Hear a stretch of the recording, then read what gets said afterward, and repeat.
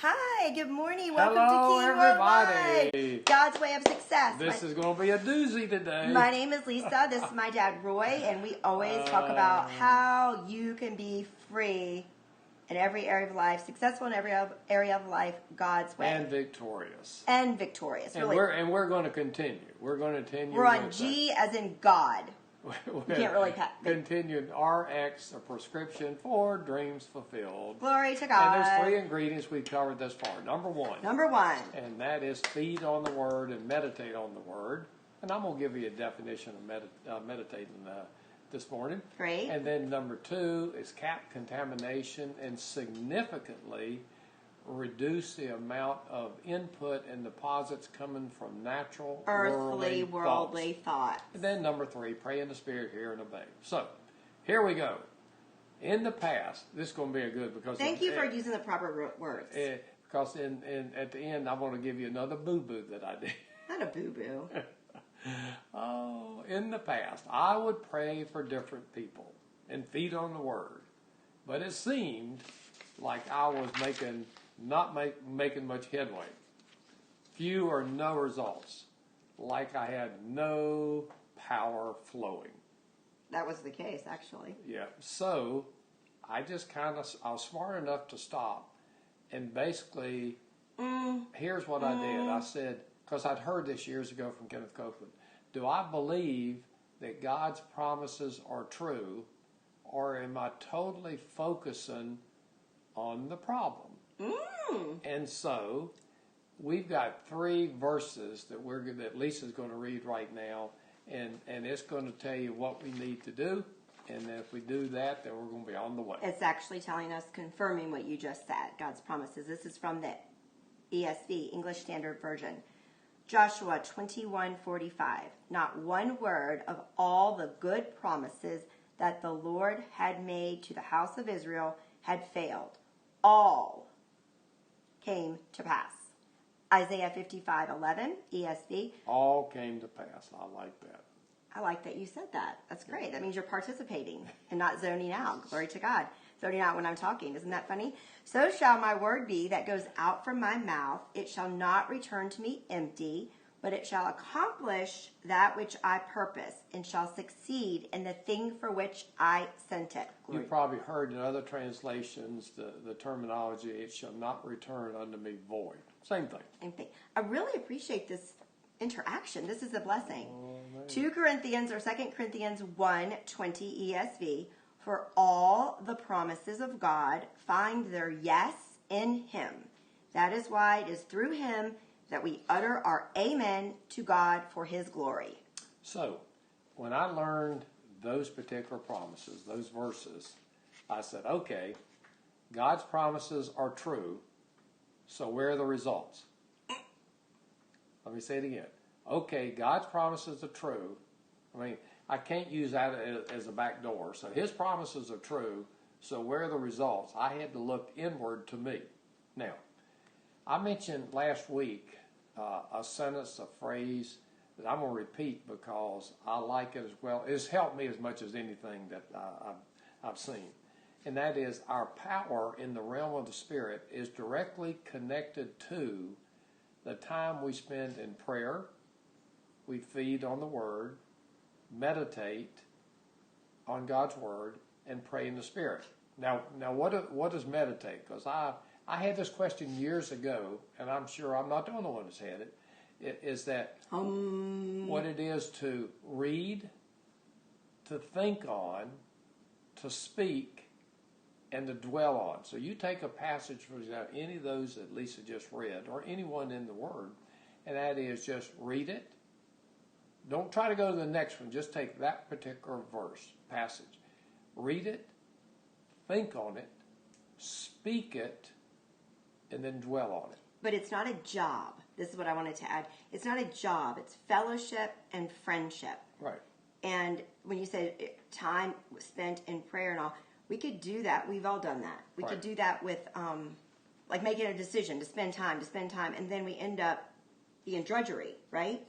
Oh, yeah. I mean, and that's not good. It's like, here's something I've got to do. Yes, and so it's a different, it's not just time we spend in prayer. It is, but it's with our heart. Right.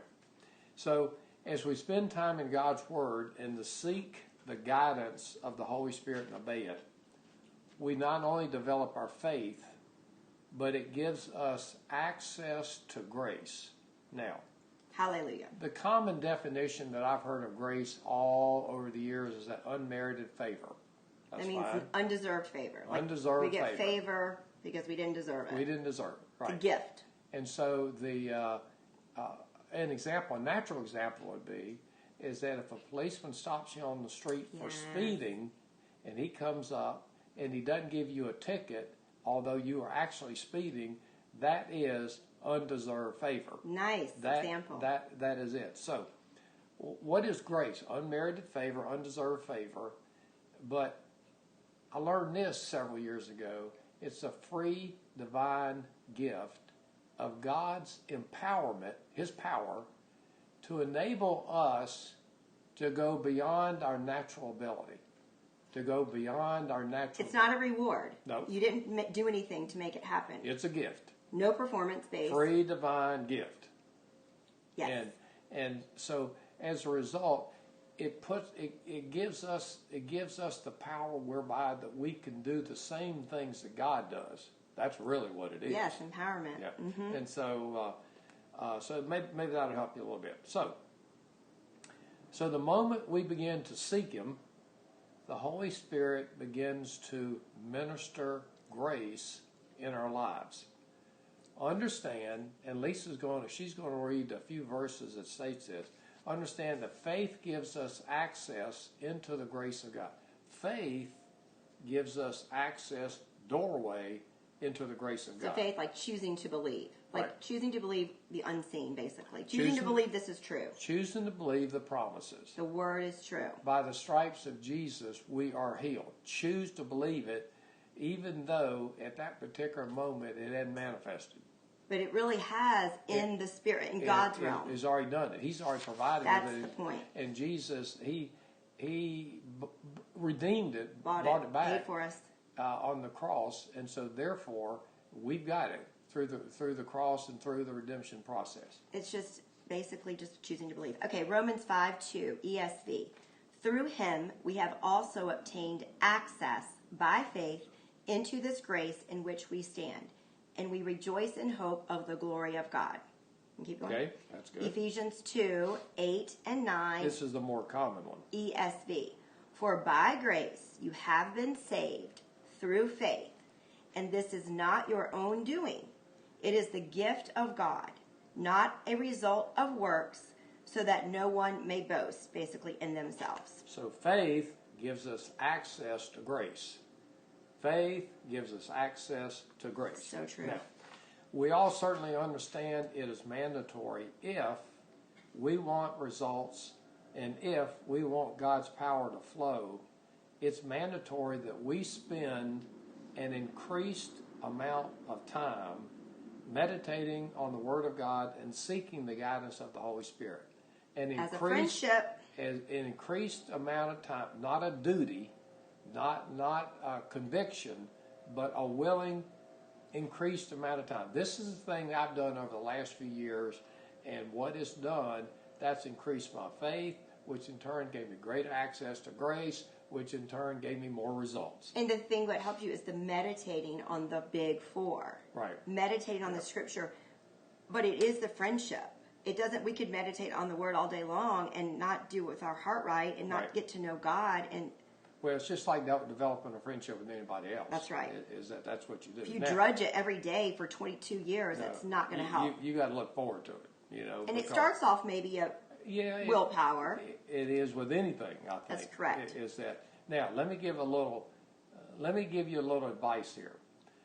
Lisa last week made a broadcast called, and she didn't know I'm saying this. No, the Holy Spirit. Called "Make the Appointment." And I want to tell you, if you've watched it once or 100 times, go back to it, because I think it's the most powerful broadcast she's ever done in her ministry. That's what the Holy Spirit told me as well. It was the God story He told me to say. It is really, I mean, Thank you, Lord. It paints a picture, and if you follow that example of what she mentions in that particular story, it's a story, then with your heart. You can't listen mentally. It has to be from your heart, because I know a lot of people didn't really get it the first. I know they didn't, because if everyone really got it, they'd be sobbing, crying, and contacting me. Right. And I don't want the contact. It's for you. It's what God did, and it changed me. It changed all of us. Okay. Now near conclusion. Now, when we are honest, this is good. When we are honest with ourselves, that we are consistently implementing these action steps, 1, 2, and 3, and results are not forthcoming, ding, ding, ding, then I suggest we study ingredient number 2.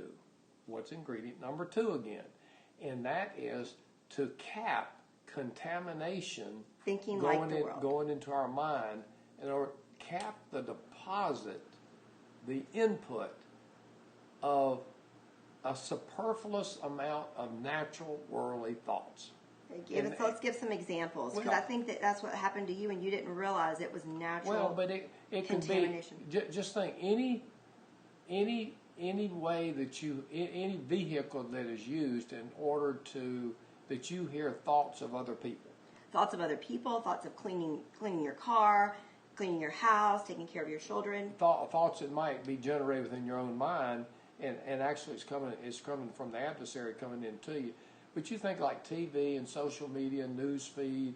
For entertainment. Yeah, I mean, for example, and I did again this weekend, is that you watch sports, and I have the audio off. Why? I don't want the thoughts of the commentators, which are not sinful necessarily, but I don't want those thoughts in the vast majority of the time going into my mind. Here's the reason why. It will dilute what you've put in. Because most of them are contrary to God's Word. Well, now, they are. You might not say, well, they're playing golf or playing basketball. Well, listen to it. Listen to it and compare.